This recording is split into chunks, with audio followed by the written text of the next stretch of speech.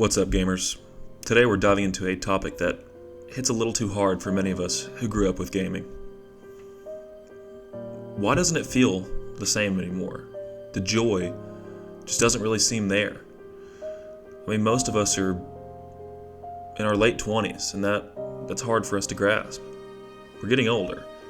Stuff doesn't feel the same, doesn't bring the same amount of joy. Or do we just value different things as time goes on?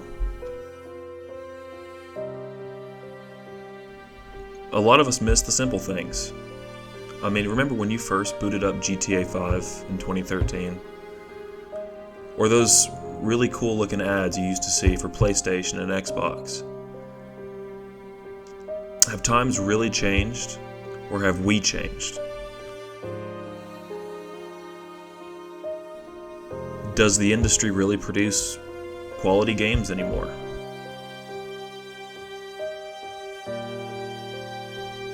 Do we just hold the feeling of nostalgia way too high? Or is gaming for us older people truly dead? Well, in this video we'll talk about it, and I assure you there's a lot of people feeling the same way. But it's not all bad news.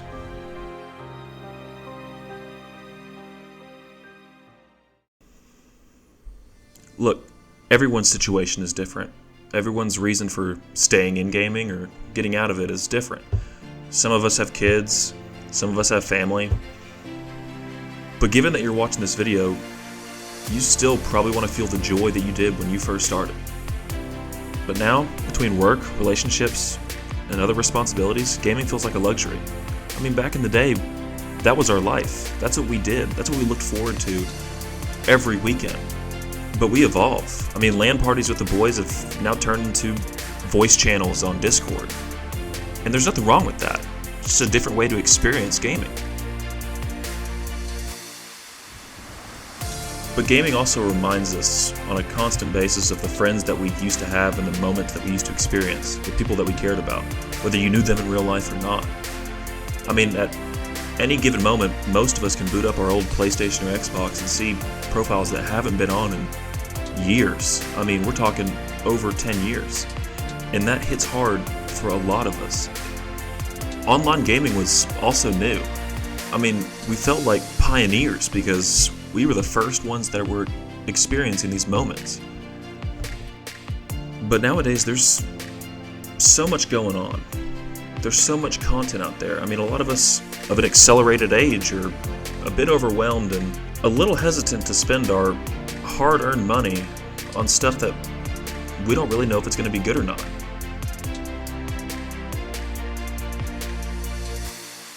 Social media and content creators have definitely shaped how we look at things. Let's take the survival game or the realistic first-person shooter games, for example. A lot of us will sit down and watch a video or two, or even three on these games, and these content creators make it look so easy and so enjoyable. And then we give it a shot, and it takes us days or weeks to get on the level that they do, and it's a lot of hard work. And it just demoralizes the casual gamer. I mean, a lot of us had the experience of, topping the leaderboards or dominating the matches we used to play when we were kids, but for most of us, we just aren't the same anymore. Yeah, we have our moments here and there, but we can't keep up with little Timmy. I mean, he's dominating us, and that's kind of demoralizing. Every now and then we prove that we're OGs and we've retained that OG status, but that's few and far between.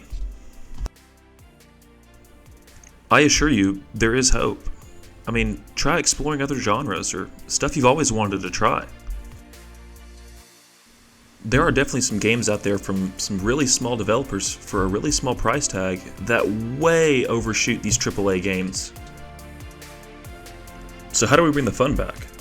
Well, maybe it's time we experience games that fit our current lifestyle. Let's remember who got us into gaming in the first place. For all of us, it was somebody different. For me, it was my dad. Maybe if you're a parent this holiday season, you could share that moment with your kids and spread the joy onto them.